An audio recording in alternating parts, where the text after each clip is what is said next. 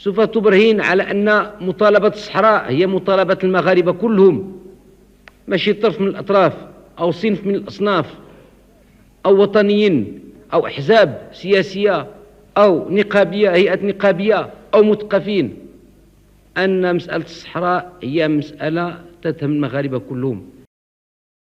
7 أكتوبر 1989 بالضبط في قلة الزمور، جبهة البوليزاريو الانفصالية دارت هجوم كبير على الجنود المغاربة بالضبط في أمكالا في قلب الصحراء المغربية. ولكن من بعد أقل من شهر في 16 نوفمبر 1989 الجنود المغاربة قدروا يسيطروا على الهجوم ويفرضوا السيطرة ديالهم من جديد على المنطقة، وهكا تعرفت من بعد بحرب أمكالا اللي ماتوا فيها بزاف ديال الجنود المغاربة الله يرحمهم كاملين. وبعض الجنود كان عددهم قليل اختطفتهم جبهة البوليزاريو، منهم المرحوم الكولونيل الشجاع الطيار حسن المرضي اللي غادي نهضروا عليه في هذا الفيديو ونعاودوا القصه ديالو كيفاش حتى تشد وكيفاش دوز الايام ديالو في بوليزاريو، وكيفاش قدر بالذكاء ديالو وبالرشاقه الجسمانيه اللي عنده يهرب من جحيم مخيمه بوليزاريو. هي قصه مشوقه وشبعانه وطنيه، نتمنى تعجبكم.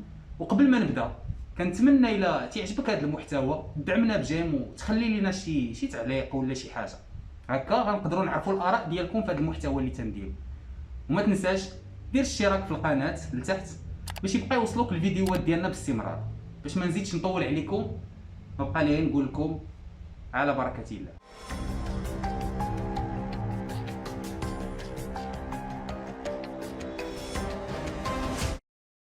علي باش تولي، هذه الجمله كانت هي كلمه السر وتذكير للطيارين باش ما يطيروش في شي علو منخفض. اي طياره كتمشي في با اتيتود تيقدروا المرتزقه ديال بوليزاريو يطيحوها من بعد.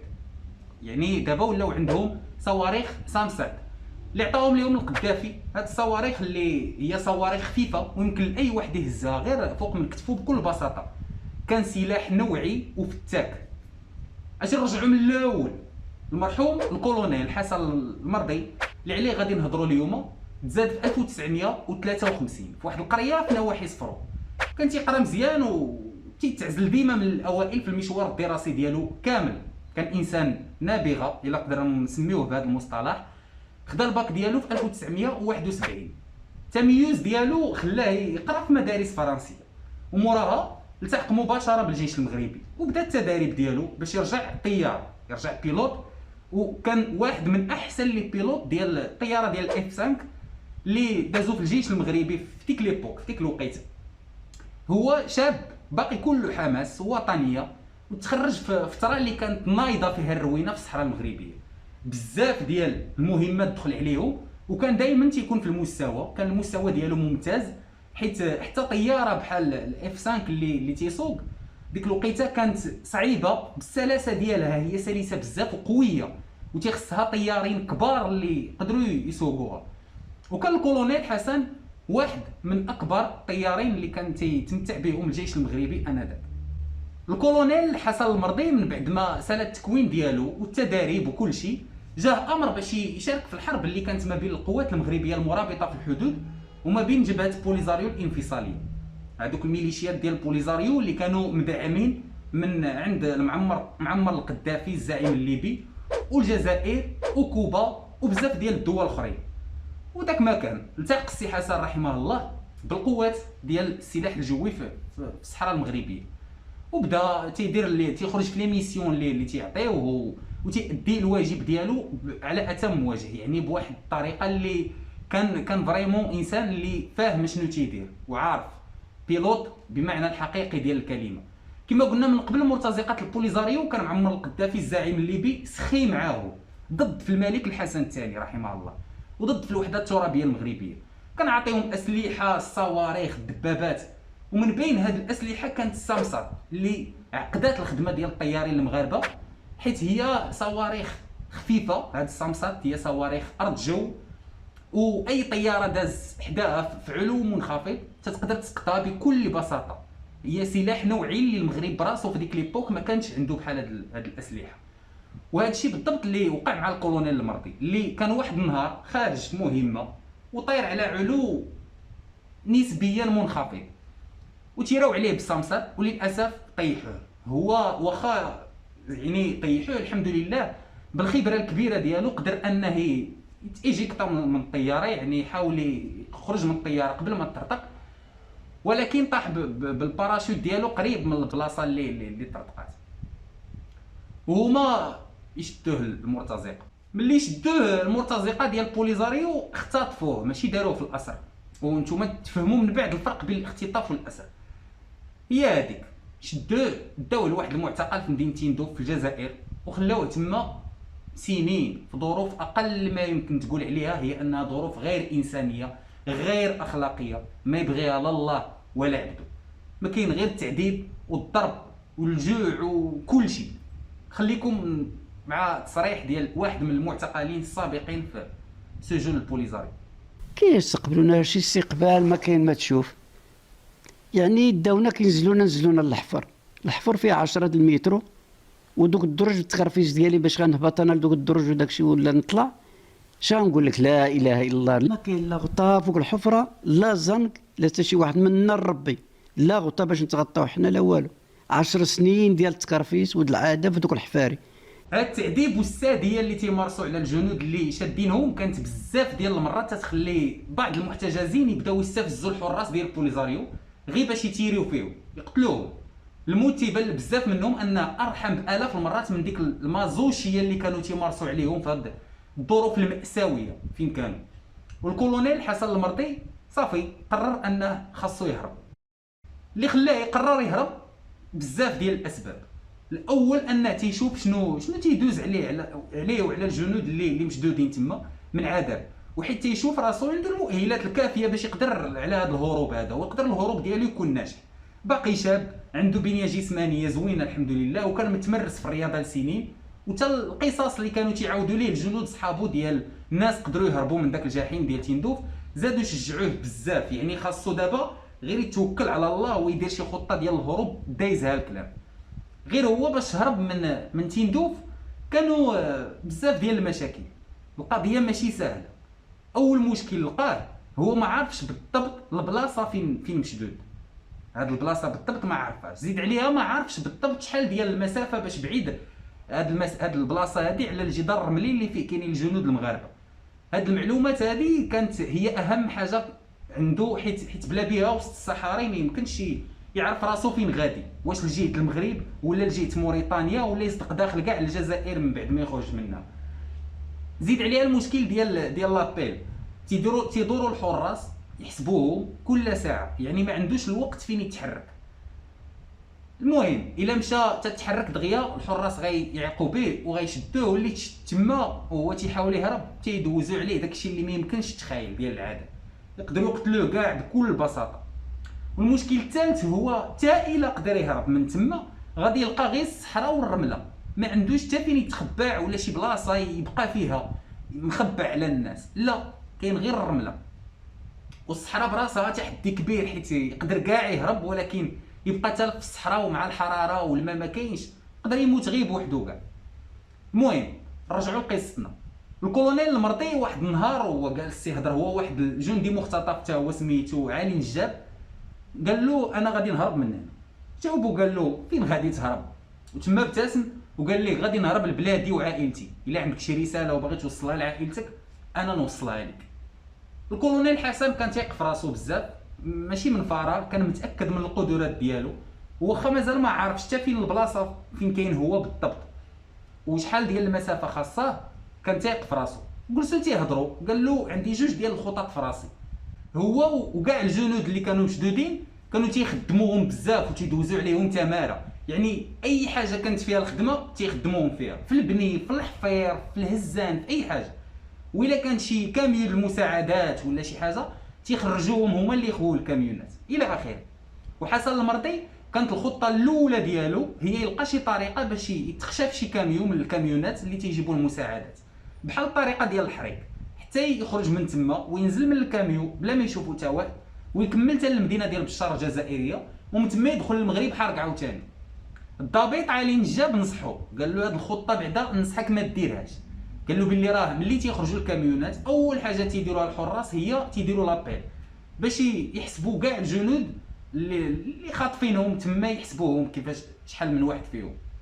قال له الا هربتي في كاميو بالزربه غادي يحسبوا ويعيقوا بك، هربتي ويصونيو على الكاميو ويشدوك.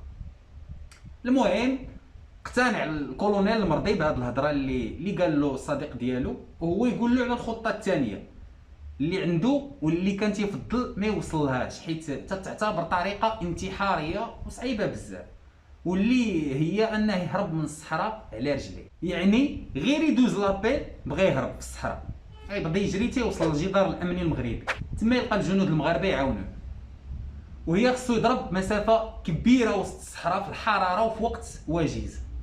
قدر بعدا الضابط علي نجاب يبين ليه الطريق اللي يدير، قال ليه ملي تخرج من هنا غادي تطلع في واحد القمه كاينه في الشمال، ومن تما غادي تبقى غادي في الاتجاه ديال تيندوف حتى تقرب ليها، تما غادي تقلب للجهه ديال الغرب وتكمل الطريق ديالك حتى توصل للجدار الرملي.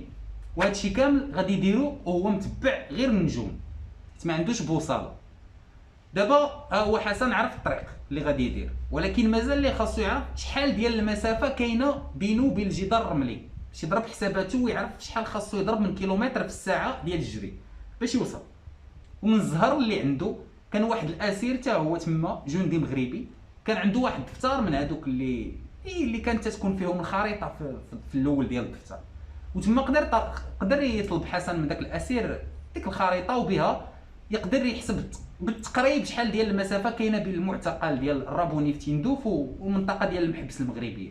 ومن بعد ما عطاها ليه هذاك السيد خدا الوريقه شكرو ومشى بدا تيحسب، حسبها لقى بلي كاينه تقريبا 96 كيلومتر ما بيناتهم، ولقى بلي الجدار الامني بعيد 30 كيلومتر على المحبس، يعني 66 كيلومتر اللي خصو يضرب في 13 ساعه. هاد 66 كيلومتر في 13 ساعه غتجي تقريبا واحد 6 كيلومتر في كل ساعه، واللي هي شي حاجه ما يمكنش اي واحد يديرها وسط الرمله والصحراء وفي عز التماره اللي تدوز عليهم. دابا باش خاصو يبدا؟ اكيد بالرياضه. كانوا في الاول تيسمحوا ليهم في المخيم يديروا السبور، اللي بغى يتحرك ويدير شويه د الرياضه، ولكن من بعد ما هرب واحد الجندي مغربي صافي سدوا عليهم هذا الباب ومنعوا اي نشاط رياضي. تما قرر يبدا يتريني بالتخبيه، بدا كل ليله تيهز واحد الكورده تيبدا يتريني الكارديو، وبقى هكاك شهور طويله، حتى لواحد النهار جا عنده واحد الحارس قال له ما باقيش تبدا تنقز، هنينا وبدات تمشي تنعس. تما بدا حسن تيدير السبور حفيان باش ما يديرش الفوضى والصداع. واخا هكاك الحارس من بعد مده بحال الا بقى فيه الحال عاود رجع عنده وقال له غير دير الرياضه لا بغيتي، ولكن من بعد مده وصافي كمل لونطرينمون ديالو عادي بحال ما كاين والو. خاصو يهرب، الفكره الوحيده اللي في دماغه هي خاصو يهرب. بقى هكاك عام كامل، عام هو تيتريني بالتخبيه وتيشجع راسو، حيت باش تبقى في دوك الظروف شاد في الصحه النفسيه ديالك صعيب بزاف. ولكن الكولونيل حسن المرضي كان تيحلم بالنهار اللي يشوف فيه ولادو وعائلته ويرجع لبلادو، داكشي ديال الاحلام اللي تيخلينو متشجع، وهذا الشيء اللي كنخليه متفائل ومتحمس هذه المده كامله. الحراس كانوا تيدوزو يديروا لابيل 3 المرات في النهار. المره الاولى كانت تكون في 6 ديال الصباح، والثانيه تتكون في 6 ديال العشيه، والثالثه مع 3 ديال الليل. يعني وقت قليل فين تحرك بذكاء واللي يعيقوا بك، يعني ما كاينش يا تحرك بذكاء يا يعيقوا بك دغيا. وهنا جاتو فكره كانت من بين الاسباب اللي خلاو هذا الهروب ديالو يكون ناجح، وهي انه مشى هضر مع واحد المعتقل كان صديق ديالو تما، كان هو في الشومبر فين حابسينو في واحد البنايه واحده اخرى حدا البنايه فين كان حسن، بيناتهم حد. كان قال له عافاك ملي توصل الوقيته ديال لابيل يعني 6 ديال الصباح بغيتك تنقص غير الحيط وتلبس لك حال ولا شي حاجه ما تبانش، وملي عيطوا بسميتي في لابيل غير يقول حاضر بلاصتو، حيت الا هرب في 12 ديال الليل عنده غير 6 ديال السوايع ويديروا لابيل ويعيقوا به، و6 السوايع ما غاتكفيهش. وصاحبو غير يقيد الحضور ديالو هكا غادي تزاد ليه 6 ديال السوايع اخرى تعاونوا يوصل للجدار الرملي. غير هو صاحبو خاصو حتى هو ملي دوز لابيل يرجع عاوتاني ينقز من البنايه باش يعاود يرجع حتى هو يدير لابيل ديالو. المهم صاحبو وافق، قال له الله يسخر اسيدي، وقرر يغامر ويعاونو. وهادو هما الصحاب ديال المعقول. ملي بقات شهر واحد على النهار فاش قرر يهرب، دار راسو دابز مع هادوك مع مساكن في داك المعتقل، وبدا فاش يوصل الليل تيمشي ينعس في الساحه في الهواء الطلق. غادي تجيكم غريبه كيفاش حابسينو كينعس في الساحه، ما عندوش زعما حراس، خاصكم تعرفوا باللي معتقل الرابوني كاين غير في الخلا والصحاري. كانوا متاكدين الحراس باللي حتى واحد ما يقدر يهرب، حيت قلنا مهمه شبه مستحيله. وهكا استغل سي حسن هذه القضيه وبدا تينعس بوحدو برا. هذه القضيه عاونته بزاف باش يتوالف مع النجوم ويحفظهم، حيت النجوم غادي يكونوا هما البوصله ديالو في الصحراء. وبدا في نفس الوقت تيمشي لديك البلاصه منين غادي ينقص الصور، وبدا كل مره تيرمي فيها شويه ديال الرمله، كل مره تيجيب شويه ديال الرمله في ميكا ولا في اي حاجه ويرميها مورا داك الصور، باش هكا ملي يوصل النهار فين باغي يهرب ينقز من الصور وما يديرش الصوت، ما يتسمعش الصوت ديال التنقيز. حسن وجد كل شيء، درينا مزيان. في الايام الاخيره قبل ما يهرب جات واحد الازمه ديال الطاقه في تندوف، وقرروا ينقصوا الاستخدام ديال الضوء في مره. قرروا انهم يبداو يطفيو الضوء في 10 ديال الليل بلاصه ما كان تيبقى الضوء شاعل حتى ل 12 ديال الليل. وهذا القرار في مصلحه الكولونيل، حيت زاد ربح ساعتين. هاد الساعتين اللي ربح غادي تزيد تعاونوا حتى هي باش يزيد يهرب ما امكن. غير هو كان واحد البروجيكتور كبير كان ضارب في البلاصه اللي كان ناوي يهرب منها. مشى واحد النهار بحكم انهم تيخدموهم بزاف وغير بالعقل هو يعوج له الاتجاه ديالو شي شويه باش ما يبقاش ضارب في هذيك البلاصه. ومن بعد ايام قليله وصلت الليله الموعوده. الكولونيل حسن كل شيء واجد عنده ومستعد نفسيا، اما جسديا كان عيان وما تياكلش مزيان وما تينعسوش مزيان، ديما تمام. ولكن هو نفسانيا باغي يهرب. وصلت 10 ديال الليل غير طفاو الضواو، هو اصلا ناعس في برا، لبس حوايجو، لبس التيشيرت ديالو، واحد التيشيرت زيتيه، لبس الشورت، لبس السروال زيتي، وهز قرعه ديال الماء وهز ديك الورقه اللي فيها الخريطه اللي كان مخبعها، مشى طلع في السور مناش غادي ينقز. تما بقى واقف واحد شويه تيفكر، تيقول الا نقزت يعني وصلت لمرحله لا عوده. تما شجع راسو توكل على الله ونقز. من بعد ما نقز طاح فوق ديك الرمله اللي كان تيلوح، تامر تجهد ما تسمع لا صوت لا والو، ومورا نقز واحد الصور ثاني ساهل نقزو بكل سهوله. تما بدا تيجري لديك البلاصه اللي كان قال له عليها السي علي نجاب. من ديك اللحظه ما كاين غير يجري، وصل ديك الطلعه اللي قال له عليها، بدا تيشوف في السماء وفي النجوم باش يعرف الطريق اللي يدير وسط الصحراء. كان خاصو يقلب على البلايص اللي فيهم الحجر ماشي الرمله، يجري فيهم باش ما يخليش اثر موراه، والتايله كانوا غادي يتبعوه يعطلهم ما امكن. بقى كل شويه تيجري ويدور يشوف من موراه، تيلقى الضواو باقيين مطفيين، يعني الحمد لله مازال ما عاقبيه حتى واحد باللي هرب. وتما تيزيد يجري ما كاين غير تيجري حتى بداو تيبانوا ليه الضواو ديال تندوف. تما قلب وبدا تيجري في الاتجاه ديال الغرب، الطريق اللي توصلوا للجدار الرملي. من بعد ما جرى شي ساعتين حيد هذاك السروال اللي لابس ضيقو وبقى خفيف غير بالشورت. تما سهل عليه الجري واستمر، ما كاين غير جري ما تيشوفش من موراه، تيفكر في حاجه وحده هي والديه وبلادو، خاصو يوصل ليهم، خاصو يجري الليل كامل باش يقطع 66 كيلومتر تقريبا حتى ل 70 وسط الصحراء والرمله.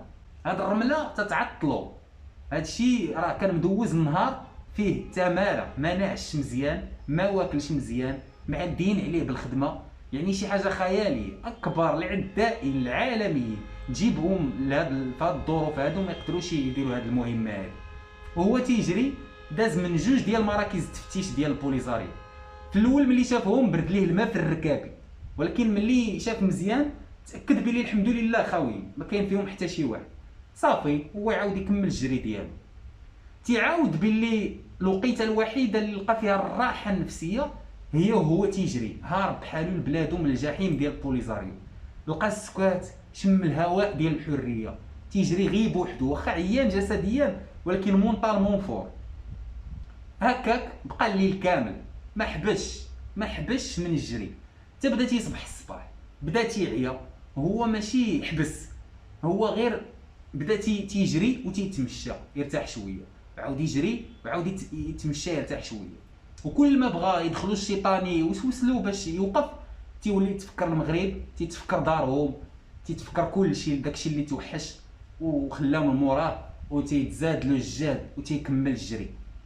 فبعض اللحظات يديه ووجهه تجمدوا بالبرد، حيت تيكون الموت ديال البرد في الليل في الخلا. ومع ما واكل والو بزاف ديال المرات تيبقى يجري، تيبان ليه الخيال بحال شي خيال داز من حداه، هما غير هلوسات وتخيلات. وهو تيجري تيتفكر واحد الجندي مغربي كان حاول يهرب شحال هادي وشدوه، تفكر شحال عذبوا المعتقل كامل والناس اللي فيه، وعذبوه حتى هو مسكين لدرجه انه تمنى كان قتل راسو قبل ما يشدوه. هادشي تيزيد يعطيه الجهد وتيحفزو يكمل ما يوقفش غير الا جات الموت. واحد اللحظه بدا تيجري حتى تتبان ليه واحد الدار مبنيه في الخلا، تما خاف ووقف، بدا تيشوف، بدا تيتمشى غير بشويه حتى شاف بلي الحمد لله الدار مخربه ما ساكن فيها حتى واحد اصلا، وعاود كمل الجري. واخا عيا كما قلنا تيجري ويمشي يعاود يتمشى شويه يرتاح ويعاود يبدا يجري، بقى تيتمشى حتى طلع النهار وبان الضو.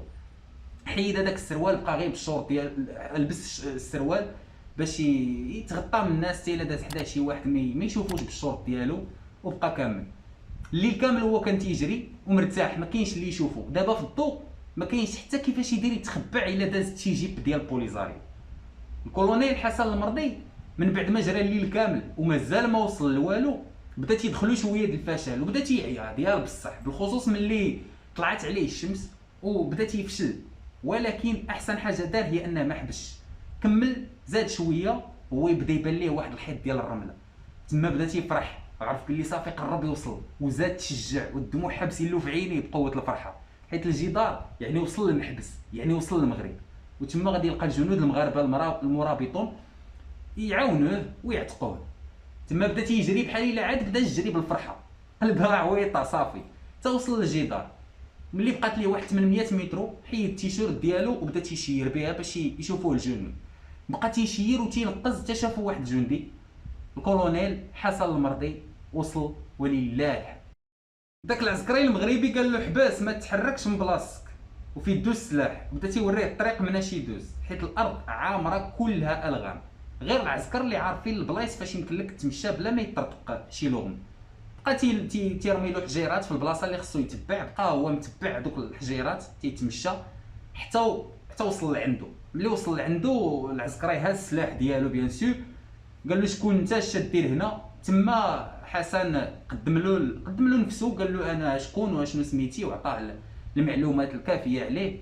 وتما داك العسكري مسكين رحب به وهبط السلاح ديالو وزعما رحب به وقال له مرحبا بك من جديد في الوطن ديالك.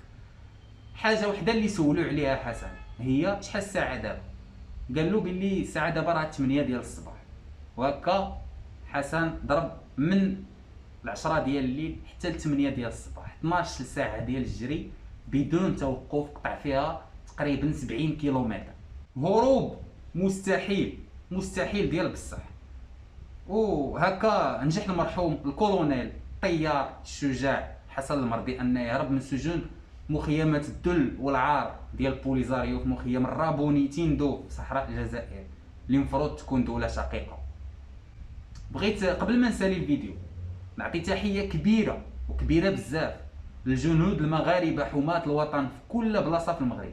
شكرا، بغيت نقول شكرا لكل جندي تيضحي براسو في سبيل هذا الوطن.